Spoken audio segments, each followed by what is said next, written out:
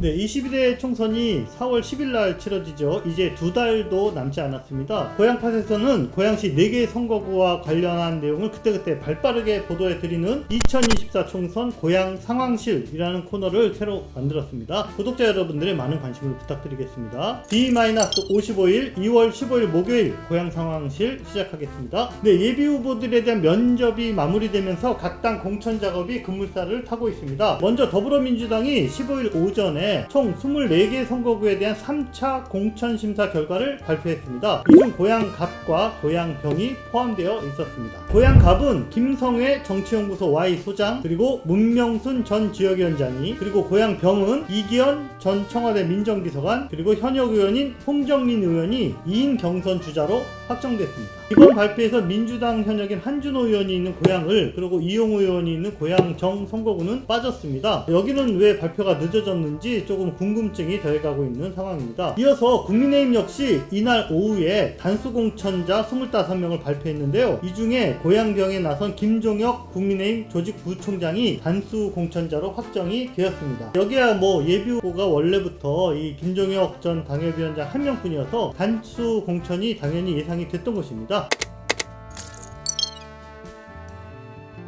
문명순 전 지역위원장, 지난 총선에 이어서 2번째 도전이죠. 사실은 3번째 총선 도전입니다. 금융노조 위원장 출신으로 민주통합당에 영입돼서 2006년 총선에서 비례대표 23번으로 이름을 올리기도 했었거든요. 2019년부터 더불어민주당 지역위원장을 맡아서 지역 현안이 있는 곳마다 부지런히 찾아다니며 유권자들에게 이름을 알리고 있습니다. 자, 이에 맞서는 김성회 정치연구소 Y 소장, 이분은 이번 총선을 준비하면서 고양갑에 출사표를 던진 새 얼굴입니다. 하지만 방송과 유튜브를 통해서 전국적인 지명도를 얻고 있는 그런 분이기도 하고요. 수많은 정치 시사 프로그램에서 민주당 진영을 대표하는 간판 농객으로 활약을 했습니다. 구독자가 무려 24만 명인 유튜브 채널 김성회의 옳은소리를 운영하면서 자신만의 시선으로 정치판을 매일매일 분석을 하고 있습니다. 애초 이곳에는 윤종훈 민주사회 혁신포럼 대표, 그리고 이재준 전 고양시장 등 4명이 예비후보로 나섰던 곳입니다. 가장 큰 뉴스는 인지도와 조직력에서 탄탄한 경쟁력을 갖춘 것으로 평가받던 이재준 전 시장의 탈락입니다. 예상 밖의 결과를 놓고 지역에서는 벌써 상당히 의외다라는 반응들이 여기저기서 터져나오고 있습니다. 또한 이에 따라서 이 이재준 후보를 지지했던 그 조직과 지지자들이 과연 문명순 후보냐 아니면 김성회 후보냐 어느 쪽으로 이동할지 여기에도 관심이 쏠리고 있습니다. 참고로 국민의힘에서는 고양갑에 권순영 전 당협위원장을 비롯해서 모두 7명의 예비 후보가 등록이 되어 있었는데요. 바로 오늘 오후에 국민의힘 공천관리위원회에서 이 중에 박성호 예비 후보를 원천 배제하겠다라는 발표를 했네요. 국민의힘 예비 후보는 고양갑에 6명이 됐습니다.